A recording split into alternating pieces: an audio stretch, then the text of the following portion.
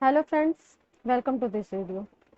आज के इस वीडियो में हम इकाई 4 मेरी पोशाक, इसके अंतर्गत जो पाठ 2 दिया गया है, अध्याय 2 दिया गया है, कारक जो कपड़ों के चयन को प्रभावित करते हैं, इसके प्रश्न उत्तर को देखेंगे। जो पहला प्रश्न है हमारा वह है प्राकृतिक तंतुओं की 5 विशेषताएं बताइए। तो आप प्राकृतिक तंतुओं की विशेषताओं में लिख सकते हैं टिकाऊपन, कोमल, नमी सोखने वाला, मजबूत, आरामदायक। ये सब जो है वो प्राकृतिक तंतु की विशेषताएं हैं। इसके बाद अगला प्रश्न आता है परिधान बनाने के लिए रेशम के तंतुओं की 3 विशेषताएं लिखिए। तो रेशम के तंतु की 3 विशेषताओं में आप लिखेंगे विलासी, रंगाई योग्य, मजबूत, लंबे समय तक नमी एवं उष्मा में रहने से कमजोर, विशिष्ट उपचार की आवश्यकता। ये सब जो है रेशम के तंतुओं की विशेषताएं होती है। इसी में अगला प्रश्न है परिधान बनाने के लिए नायलॉन कपड़े के 2 उपयोग अथवा 2 लाभ बताइए। अब आपको लिखना है नायलॉन के 2 लाभ या नायलॉन की 2 उपयोगिता। तो उसमें आप लिख सकते हैं मजबूत, हल्के, सरलता से सूखने वाले और टिकाऊ। ये जो है नायलॉन की विशेषताएं हैं। इसके बाद जो अगला प्रश्न आता है वह है अगला प्रश्न है गर्मियों में किस प्रकार के कपड़े पहनने चाहिए। इससे संबंधित आप किन बातों का ध्यान रखेंगे। तो गर्मियों के लिए आसानी से पसीना सोखने वाले कपड़े जैसे सूती, मलमल, रूबिया आदि के जो बने वस्त्र होते हैं वो अधिक उपयुक्त रहते हैं। इसके अलावा आप गर्मियों में ठंडे रंग जैसे नीला, हरा, बादामी, सफेद आदि अधिक उपयुक्त होते हैं गर्मी के दिनों के लिए। इसके बाद अगला प्रश्न है सर्दियों के कपड़ों की 2 विशेषताएं बताइए। तो सर्दियों में जब हम जो कपड़े पहनते हैं वो ऐसे होने चाहिए जो गर्मी को बनाए रखें, जैसे रेशमी व ऊनी वस्त्र सर्दियों के लिए उपयुक्त माने जाते हैं। वहीं जो गर्म कलर होता है, गर्म रंग होता है, जैसे लाल, पीला, नारंगी, ये सब जो है वो सर्दियों में हमें पहनने चाहिए। इसके बाद अगला प्रश्न आता है ठंडी जलवायु में किन रंगों के वस्त्र अच्छे लगते हैं। तो ठंडी जलवायु में जो है वो गर्म रंग के वस्त्र अच्छे लगते हैं। गर्म रंग कौन कौन से होंगे? लाल, पीला, नारंगी या फिर कोई सा भी गहरा रंग। इसके बाद अगला प्रश्न आता है सूती कपड़े के 2 गुण बताइए जिसके कारण यह गर्मी में पहनने के लिए उपयुक्त होते हैं। तो सूती कपड़े जो होते हैं वो अधिक कोमल होते हैं, नमी सोखने वाले होते हैं, मजबूत होते हैं और टिकाऊ भी होते हैं। इसके साथ ही साथ ये आरामदायक भी होते हैं, किसी विशिष्ट परिसज्जा के लिए भी सुविधाजनक होते हैं। इसके बाद अगला प्रश्न आता है आप रेडीमेड पोशाक खरीदना क्यों उचित समझते हैं। आज के व्यस्त जीवन में सभी के पास समय का अभाव है। खरीदार की अधिक मांग के कारण ही आज बने बनाए वस्त्रों की मांग दिन पर दिन बढ़ती जा रही है। इसके कई कारण हैं, जैसे इससे समय की बचत होती है। तैयार वस्त्र खरीदने से एक ही बार बाजार जाने की आवश्यकता पड़ती है। इसमें व्यक्ति को अपनी रुचि के अनुसार भी वस्त्र मिल जाते हैं और व्यक्ति के समय की भी बचत हो जाती है। इसके बाद जो रेडीमेड वस्त्र होते हैं अच्छे डिजाइन, आधुनिक व नवीनतम फैशन के मिल जाते हैं। तैयार वस्त्रों की कंपनियां विभिन्न प्रकार के डिजाइनों के लिए डिजाइनर रखती हैं। तैयार वस्त्र सस्ते पड़ते हैं। फिर जो रेडीमेड वस्त्र होते हैं उनको फिटिंग के लिए पहन कर भी देखा जा सकता है। रेडीमेड वस्त्र जो है सस्ते भी होते हैं क्योंकि वे अधिक मात्रा में बनाए जाते हैं। रेडीमेड वस्त्रों की लोकप्रियता का यह भी कारण है कि निर्माता उपभोक्ता की जरूरत के अनुसार कपड़ा तैयार करवा देता है और जो उपभोक्ता रेडीमेड कपड़े ही लेना चाहते हैं क्योंकि ये पहनने, धोने व रखने में भी आसान होता है। इसके बाद जो अगला प्रश्न है वह है, वस्त्रों का चयन एवं खरीदारी किन तत्वों से प्रभावित होती है? तो वस्त्रों की खरीदारी करते समय हमें किन किन बातों का ध्यान देना होता है? उसमें आप लिख सकते हैं, सबसे पहले हमें उसका टिकाऊपन देखना होता है। यह देखना होता है कि वह पसीना सोखने की क्षमता रखता है या नहीं। इसके बाद सिलवट अवरोधकता का भी जांच करना होता है। धोने में सुविधा है या नहीं है इसके बारे में भी सोचना होता है। उसके रंग का पक्कापन भी देखना पड़ता है। विभिन्न प्रकार की परिसज्जा की भी जांच करनी होती है। इसके बाद जो अगला प्रश्न आता है वह है, दुबले और लंबे व्यक्ति के लिए एक उपयुक्त परिधान या ड्रेस सुझाइए और अपने सुझाव की उपयुक्तता बताइए। तो जो लंबे और दुबले व्यक्ति होते हैं उनके लिए जिन वस्त्रों का चयन किया जाता है वे आड़ी रेखाओं से बने डिजाइन के होने चाहिए। ऐसे शरीर पर चेक वाले डिजाइन भी बहुत अच्छे लगते हैं। कोट आदि वस्त्रों की लंबाई कम रखनी चाहिए, जिसका लाभ यह होता है कि लंबाई कम होने का आभास मिलता है। फिटिंग ढीली रखनी चाहिए क्योंकि इससे भी लंबाई अखरती नहीं है। वायल, सूती कपड़ा आदि का प्रयोग इस वर्ग के व्यक्तियों के व्यक्तित्व को आकर्षक बना देता है। इसके बाद जो अगला प्रश्न आता है वह है, अपने लिए पैंट खरीदते समय आप कारीगरी के किन 6 पहलुओं की जांच करेंगे? तो जब आप पैंट खरीद रहे होते हैं तो उसमें आपको क्या देखना होता है, किन बातों पर ध्यान देना होता है? तो सबसे पहले आप सिलाई देखेंगे, उसके बाद बटन देखेंगे, अस्तर देखेंगे, जीप देखेंगे और तुरपन की जांच करेंगे। सिलाई, पैंट में सिलाई फ्रेंच सीवन से की होनी चाहिए क्योंकि यह पक्की होती है। खुले किनारों पर इंटरलॉक की जानी चाहिए ताकि धागे न निकले। बटन जो है वह मजबूती से टके होने चाहिए। अस्तर, अस्तर मुलायम व सुविधाजनक होना चाहिए। ब्लेजर में एक अतिरिक्त अस्तर भी होता है। अस्तर वजन में हल्का होना चाहिए, नहीं तो ब्लेजर भारी हो जाएगा। जिप अच्छी तरह चलती हो, कहीं पर अड़ती ना हो। सिलाई के बाद खुले धागे कटे हो ताकि जीप में न फंसे। फिर आता है तुरपन, तुरपन साफ, पक्की व पैंट के कपड़ों के रंग से मिलते जुलते रंग के धागे की होनी चाहिए। तुरपन की जगह मशीन की सिलाई भी की जा सकती है। तो यह था पैंट खरीदते समय आप कारीगरी के किन पहलुओं की जांच करेंगे। इसके बाद जो अगला प्रश्न आता है वह है, ऑफिस की पोशाक खरीदने के लिए कौन सी 4 विशेषताओं की जांच करेंगे? पोशाक की संतोषजनक कारीगरी के लिए दर्जी को कौन से 6 निर्देश देंगे? तो इसमें आप लिख सकते हैं कि जो ऑफिस, बिजनेस व शिक्षक के वस्त्र होते हैं, इन लोगों के वस्त्रों का चुनाव करते समय निम्नलिखित बातों का ध्यान रखना चाहिए।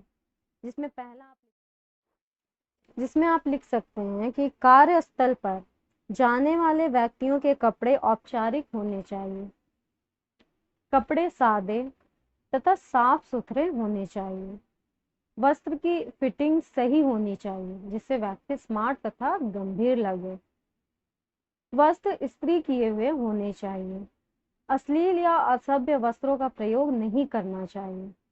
वस्त्र जो है वह आरामदायक तथा शालीन भी होने चाहिए। इसके बाद अगला जो प्रश्न है वह है, आप 1 वर्ष की लड़की के फ्रॉक के लिए कैसा कपड़ा देखेंगे? लय लाने के लिए 4 सुझाव दीजिए। तो जब आप 1 वर्ष की लड़की के लिए कपड़ा खरीद रहे होते हैं तो वस्त्रों का चुनाव करते समय किन किन बातों पर ध्यान देना चाहिए? तो आकर्षण, अनुरूपता, तथा टिकाऊपन या उपयोगिता, इन बातों पर हमें ध्यान देना चाहिए। इसके अतिरिक्त यह भी ध्यान देना चाहिए कि किस आवश्यकता के लिए वस्त्र खरीदा जा रहा है। शिशुओं के लिए अधिक कीमती वस्त्रों का चुनाव नहीं करना चाहिए, क्योंकि शिशु जो है वह शीघ्रता से बढ़ते हैं। शिशु के लिए सदैव गहरे रंग के कोमल तंतुओं से बने सुंदर एवं आकर्षक वस्त्र खरीदने चाहिए। जब आप 1 वर्ष की लड़की के लिए कपड़े खरीद रहे हैं तो ढीले ढाले, टिकाऊ तथा उपयोगी होने चाहिए। उसके लिए आप जो वस्त्र खरीदेंगे उसकी विशेषता होगी कि वो एक तो सादा हो, ढीला ढाला हो, ऊपर से उसे पहनाने में भी हमें कोई दिक्कत ना हो। अधिक झालर युक्त, बटन युक्त वस्त्र होने से शिशु को नुकसान भी पहुंच सकता है। इसके बाद जो अगला प्रश्न आता है वह है, खेल की पोशाक के लिए कपड़े का चयन करते समय किन 4 महत्वपूर्ण विशेषताओं की जांच करनी चाहिए। तो खेल के जो वस्त्र होते हैं उनकी विशेषताओं में आप लिख सकते हैं, खेल के वस्त्र सुंदर तथा सुविधाजनक होने चाहिए, आसानी से धोए जा सकने वाले होने चाहिए, पसीना सोखने की क्षमता वाले होने चाहिए, बहुरंगी हो परंतु बहुत ढीले ना हो, जूते चप्पल जो हैं वो भी आरामदायक होने चाहिए। इसी में अगला प्रश्न है, संक्षिप्त टिप्पणी लिखिए, अवसर के अनुसार कपड़ों का चुनाव। इस पर आपको एक टिप्पणी लिखना है। तो अलग अलग अवसर पर अलग अलग पोशाक ही अच्छे लगते हैं। एक ही वस्त्र हर अवसर पर अच्छा नहीं लगता है। खुशी के मौके पर पहने जाने वाली पोशाक कार्यस्थल पर पहनी जाने वाली पोशाक से अलग होती है। वह पोशाक जिसको पहनकर आप योग करते हैं, जॉगिंग करते हैं, वह सदैव डिनर पार्टी के लिए पहनकर जाना उचित नहीं होता है। वह डिनर पार्टी की पोशाक से बिल्कुल अलग होती है। खुशी के अवसर पर आप जो कपड़े पहनते हैं वो सुंदर होते हैं, भड़कीले होते हैं, चमकीले होते हैं। वहीं जब आप सार्वजनिक समारोह में जाते हैं तो वहां पर आप शालीनता, सौम्यता या मर्यादा प्रदर्शित करने वाले वस्त्र पहनते हैं। यदि आप शोक के लिए जा रहे हैं, शोक सभा में जाते हैं, तो आप सफेद रंग के साधारण से वस्त्र पहन। अगर आप खेल के लिए वस्त्र खरीद रहे हैं तो खेल के लिए जो वस्त्र होते हैं वो आसानी से धोए जाने वाले वस्त्र होने चाहिए, सुंदर और सुविधाजनक होने चाहिए। वहीं अगर आप ऑफिस या बिजनेस के लिए वस्त्र खरीद रहे हैं तो वह जो है वह कपड़े साफ सुथरे और आरामदायक होने चाहिए, कपड़े की फिटिंग सही होनी चाहिए और वस्त्र जो है, कपड़े जो है वो इस्त्री किए हुए होने चाहिए। इसी में अगला जो प्रश्न है वह है, कपड़ा खरीदते समय ध्यान देने योग्य बातों के बारे में बताइए। कपड़ा, जब आप कपड़ा की खरीदारी करते हैं तो उस समय आपको किन किन बातों पर ध्यान देना होता है। तो जब आप कपड़े खरीदते हैं तो आप उसका टिकाऊपन देखते हैं, पसीना सोखने की क्षमता की जांच करते हैं, सिलवट और रोधकता की भी जांच करते हैं, धोने में सुविधा है या नहीं है ये भी देखते हैं, रंग का पक्कापन भी देखते हैं, विभिन्न प्रकार की परिसज्जा की भी जांच करते हैं। अगला जो प्रश्न है वह है, धन कपड़ों के चयन में एक निर्णायक तत्व है, इस कथन की पुष्टि कीजिए। तो धन जो है वह आय तथा धन की उपलब्धता का सीधा प्रभाव वस्त्रों के कुल खर्च पर पड़ता है। आय जितनी अधिक होगी वस्त्रों पर व्यय भी उतना ही अधिक होगा। छोटे परिवारों में सभी अवसरों के लिए वस्त्रों के लिए काफी धन उपलब्ध हो जाता है।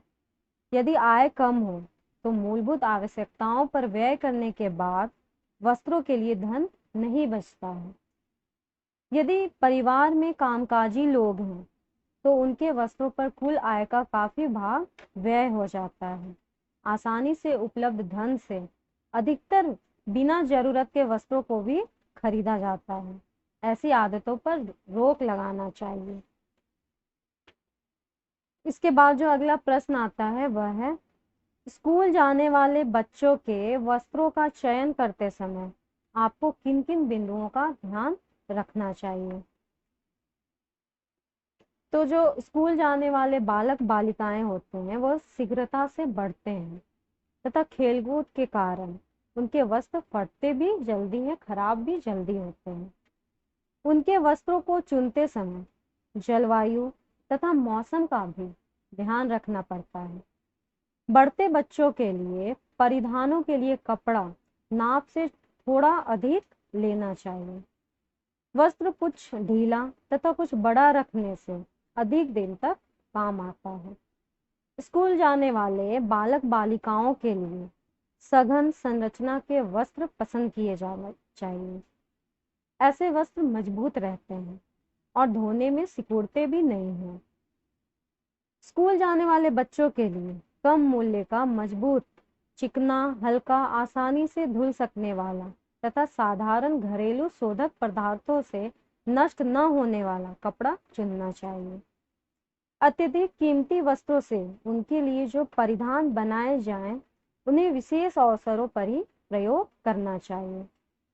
इन बच्चों को सुंदर चटकीले रंग पहनाए जा सकते हैं, परंतु ऐसे शेड नहीं चुनने चाहिए जो आंखों को अखरने वाले हैं। गर्म रंग के परिधानों में ठंडे रंगों की छींटें तथा ठंडे रंग के परिधानों में गर्म रंग के छींटे ऐसे बच्चों पर अच्छे लगते हैं। इसके बाद कुछ वस्तुनिष्ठ प्रश्न दिए गए हैं। उसमें पहला प्रश्न है बहुविकल्पीय प्रश्न। इसका पहला है, किस बिंदु को वस्त्र खरीदते समय ध्यान में नहीं रखा जाता है? इसमें 4 ऑप्शंस दिए गए हैं। पहला है सिलवट अवरोधकता, दूसरा है कोमल, तीसरा है रंग की तीव्रता और चौथा है धोने में आसानी। इसका उत्तर होगा दूसरा, कोमल। इसी में अगला प्रश्न दिया गया है, प्राकृतिक तंतु है। इसमें भी 4 ऑप्शन हैं। पहला है सूती, दूसरा है पॉलिस्टर, तीसरा है रेयॉन और चौथा है नायलॉन। तो इसका उत्तर होगा सूती। सूती जो है वह प्राकृतिक तंतु होता है। इसी में अगला दिया गया है, मानव निर्मित तंतु है। इसमें भी 4 ऑप्शन हैं। पहला है रेशम, दूसरा है ऊन, तीसरा है नायलॉन और चौथा है लीनन। तो इसका उत्तर होगा नायलॉन। नायलॉन जो है वह मानव निर्मित तंतु होता है। इसी में अगला प्रश्न है, सूती वस्त्र की विशेषता नहीं है। इसमें पहला ऑप्शन दिया गया है टिकाऊपन, दूसरा है ठंडा, तीसरा है आरामदायक और चौथा है कठोर। तो इसका उत्तर होगा कठोर, क्योंकि जो सूती वस्त्र होते हैं उनमें टिकाऊपन भी होता है, आरामदायक भी होता है वह और ठंडा भी होता है। तो जो कठोर है वह इसकी विशेषता नहीं है। इसी में अगला प्रश्न है, कीड़े से बनने वाला रेशा है। इसमें पहला ऑप्शन है रेशम, दूसरा है ऊन, तीसरा है नायलॉन और चौथा है रेयॉन। तो इसका उत्तर होगा रेशम। इसमें अगला है, कपड़ों के चयन में किन किन बातों पर ध्यान देना चाहिए? इसमें पहला ऑप्शन है कपड़ों के किस्म, दूसरा है कपड़े की सिलाई, तीसरा है शैली एवं फैशन और चौथा है इनमें से सभी। तो इसका उत्तर होगा इनमें से सभी। कपड़ों के चयन में हमें कपड़ों के किस्म की भी जांच करनी चाहिए, कपड़े की सिलाई की भी जांच करनी चाहिए और शैली एवं फैशन को भी ध्यान में रखना चाहिए। इसी में अगला है, रेशा जो मजबूत होता है वह रस्सियां बनाने के काम आता है। इसमें पहला ऑप्शन है सूती, दूसरा है रेयॉन, तीसरा है रेशम और चौथा है नायलॉन। तो इसका उत्तर होगा नायलॉन। नायलॉन जो होता है वह रस्सियां बनाने के काम भी आता है। इसी में अगला है, इनमें से कौन स्कूल में पहना जाने वाला वस्त्र है? जिसमें पहला ऑप्शन है यूनिफॉर्म, दूसरा है एनसीसी, तीसरा है खिलाड़ियों के वस्त्र और चौथा है उपयुक्त सभी। तो इसका उत्तर होगा उपयुक्त सभी। इसमें अगला है, इनमें से कौन जांतव तंतु है? मतलब जानवर से बनाए जाने वाले तंतु हैं। जिसमें पहला है सूती, दूसरा है नायलॉन, तीसरा है रेशम और चौथा है जूट। तो इसका उत्तर होगा रेशम। इसी में आखिरी प्रश्न है, इनमें से कौन नवजात के लिए वस्त्रों के खुलने का सर्वोत्तम विकल्प है? जिसमें पहला ऑप्शन है आगे से खुलना, दूसरा ऑप्शन है पीछे से खुलना, तीसरा है ऊपर से खुलना और चौथा ऑप्शन दिया गया है नीचे से खुलना। तो इसका सही उत्तर होगा पहला, आगे से खुलना। इसी में अब दूसरा प्रश्न दिया गया है, रिक्त स्थानों की पूर्ति कीजिए। अब इसमें जो पहला है वह है रिक्त स्थान तथा रिक्त स्थान तथा रिक्त स्थान परिधान के चयन तथा खरीदारी को प्रभावित करने वाले कारक हैं। इसमें 3 रिक्त स्थान दिया गया है, जिसमें आपको सबसे पहले लिखना है विज्ञापन, दूसरा आएगा बजट और तीसरा आएगा शारीरिक प्रकार। विज्ञापन, बजट तथा शारीरिक प्रकार परिधान के चयन तथा खरीदारी को प्रभावित करने वाले कारक हैं। इसी में दूसरा दिया गया है, व्यक्ति को सिले सिलाए तथा घर में सिले वस्त्रों में रिक्त स्थान तथा रिक्त स्थान की विशेषताओं को समझना चाहिए।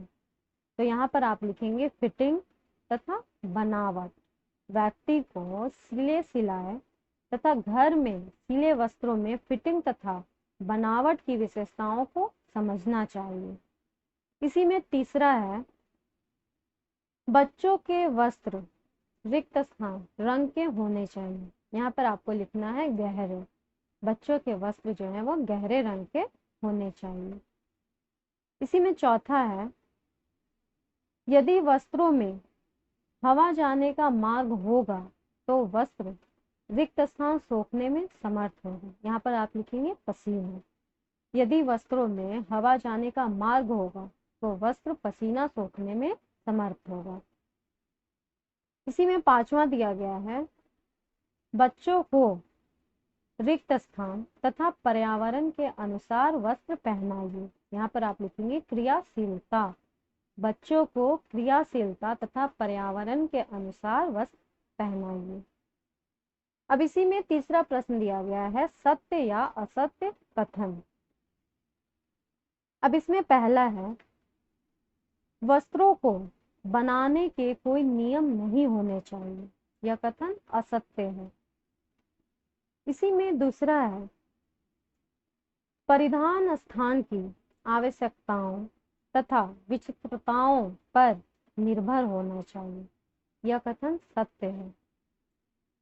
इसी में तीसरा है, व्यक्ति वस्त्र द्वारा व्यक्तित्व तथा शारीरिक कमियों को छुपाने का प्रयास करता है। यह कथन भी सत्य है।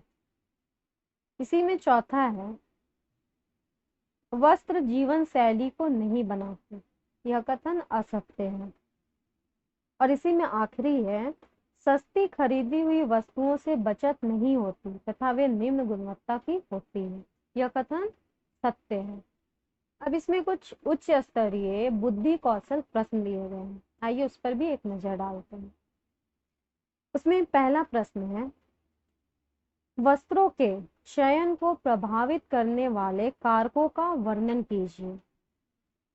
तो वस्त्रों के चयन को प्रभावित करने वाले कारक जो है वह निम्नलिखित है, जिसमें पहला दिया गया है धन की उपलब्धता।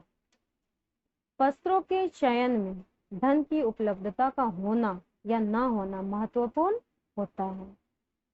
इसमें अगला कारक जो है वह मौसमी कारक। परिधानों पर मौसमी कारक प्रभाव पड़ता है, जैसे सूती वस्त्र गर्मियों में, सिंथेटिक वस्त्र वर्षा के मौसम में तथा मोटे व ऊनी वस्त्र जो होते हैं वह सर्दियों के लिए प्रयोग किए जाते हैं। इसमें जो अगला कारक है वह है फैशन तथा सामयिक परिवर्तन या समय। फैशन तथा समय का वस्त्रों पर प्रभाव पड़ता है। फैशन तथा समय परिधान धारण करने से उनमें आकर्षण बना रहता है। यदि हम फैशन और समय के अनुसार अपने वस्त्र का चयन करेंगे तो हमारा आकर्षण जो है वह बना रहेगा, अच्छा लगेगा।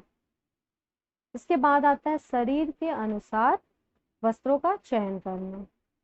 यदि वस्त्रों को शरीर के आकार के अनुसार पहना जाएगा तो वे अधिक अच्छे लगेंगे और पहनने वाला व्यक्ति भी आकर्षित लगेगा। जैसे मोटे व्यक्तियों को सूती, शिफॉन आदि से बने वस्त्रों को धारण करना चाहिए, इससे उनका शरीर पतला नजर आता है। दुबले लोगों को कलफ वाले वस्त्रों का, जैसे आरकंडी आदि वस्त्रों को पहनना चाहिए। इसके बाद जो अगला कारक दिया गया है वह है अवसर के अनुसार वस्त्रों की उपयोगिता।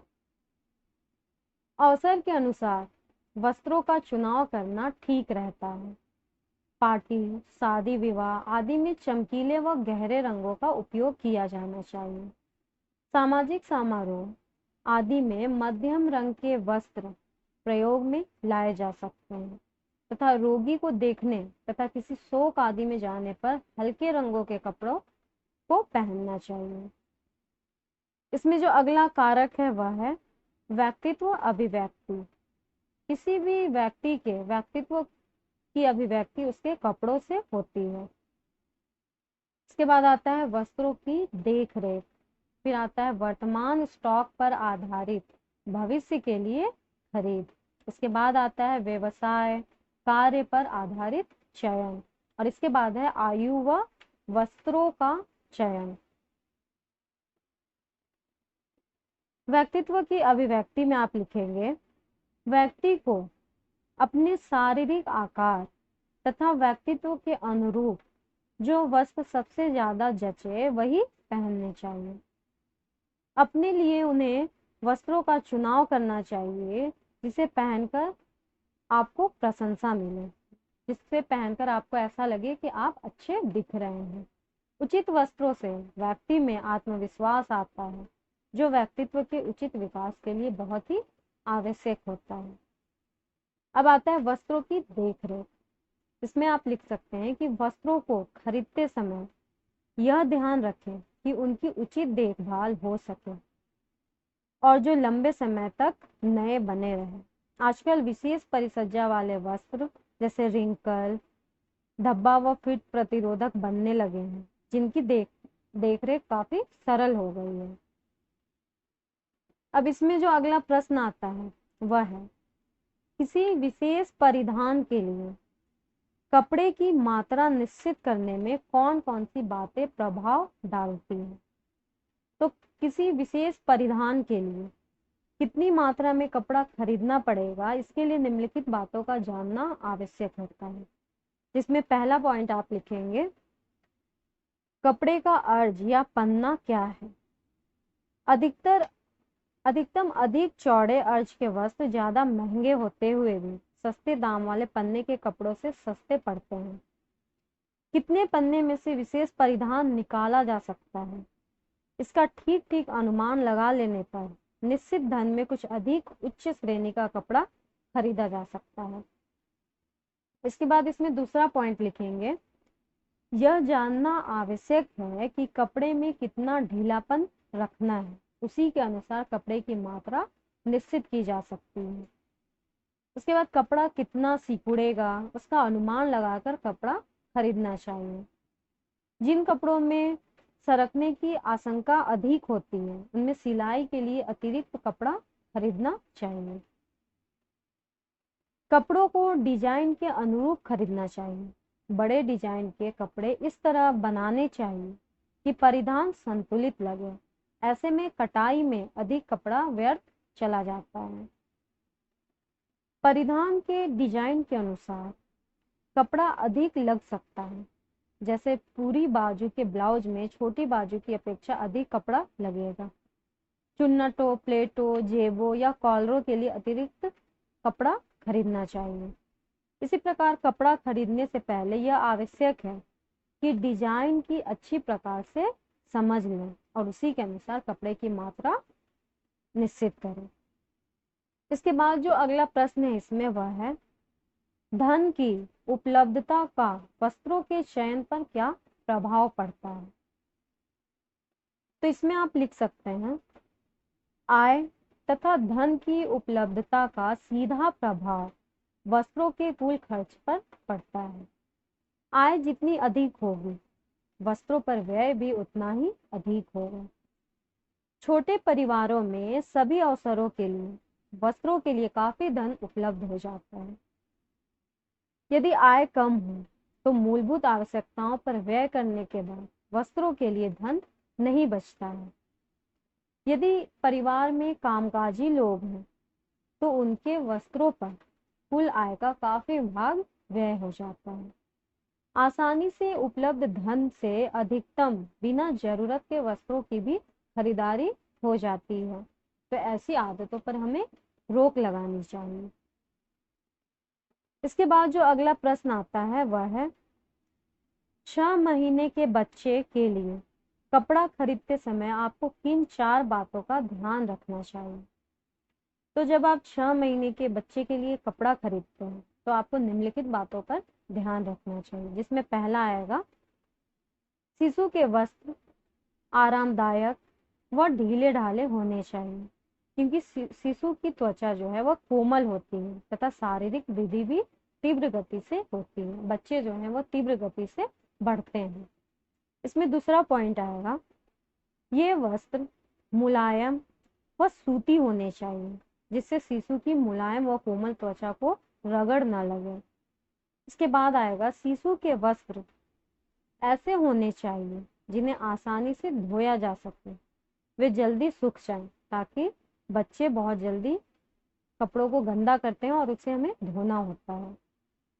शिशु के वस्त्र सामने, पीछे या ऊपर की ओर खुलने चाहिए, जिससे वस्त्र को शिशु के सिर से न डालना पड़े। इसके बाद जो अगला प्रश्न है वह है एक कामकाजी महिला के लिए वस्त्रों का चयन करते समय किन 4 बातों का ध्यान रखना चाहिए। तो जब एक कामकाजी महिला के लिए वस्त्रों का चयन करते हैं तो उसमें निम्नलिखित बातों का हमें ध्यान रखना चाहिए, जिसमें पहला आता है वस्त्र पहनने में आरामदायक होना चाहिए, क्योंकि उनको पूरे दिन वह वस्त्र पहनना होता है। कपड़ा मजबूत व टिकाऊ होना चाहिए। रंग, डिजाइन व तरीका आदि व्यक्ति के व्यक्तित्व के अनुरूप ही होना चाहिए। वस्त्रों का चुनाव करते समय इस बात का ध्यान रखना चाहिए कि कला व डिजाइन के उचित तालमेल से एक ओर व्यक्तित्व को निखारा जा सके और दूसरी ओर त्रुटियों को छिपाया भी जा सके। इसी में आप लिख सकते हैं कि वस्त्र ऐसे होने चाहिए जिन्हें धोने व रख रखाव में ज्यादा समय व धन ना लगे। तो जब हम एक कामकाजी महिला के लिए वस्त्रों का चयन करते हैं तो हमें इन सभी बातों पर ध्यान देना होता है। अगला जो प्रश्न है वह है क्रेडिट कार्ड से कपड़ा खरीदते समय होने वाले लाभ व हानि का वर्णन कीजिए। तो क्रेडिट कार्ड से कपड़ा खरीदने में जो लाभ होता है और हानि होता है वो इस प्रकार है। लाभ में आप लिख सकते हैं कि क्रेडिट कार्ड से खरीदारी करते समय नगद नहीं रखना पड़ता है। इसकी हानि क्या है? तो इससे अपनी आवश्यकता से अधिक खरीदने की आकांक्षा बनी रहती है। इससे बजट बिगड़ जाता है और अधिक खर्चे की समस्या खड़ी हो जाती है। तो इस प्रकार हमने अभी अध्याय 2 कारक जो कपड़ों के चयन को प्रभावित करते हैं इसके प्रश्नोत्तर को देखा। वीडियो के आखिरी में मैं आपको 2 प्रश्न दे रही हूँ जिसे आप खुद से बनाने का प्रयास करेंगे। तो आपका पहला प्रश्न है 4 ऐसे बिंदुओं का उल्लेख उनके औचित्य सहित कीजिए जिनके आधार पर आप 1 वर्षीय, 16 वर्षीय, 36 वर्षीय तथा 76 वर्षीय व्यक्तियों के लिए उपयुक्त कपड़ों का चुनाव करेंगे। एक बार फिर से मैं प्रश्न बता रही हूँ।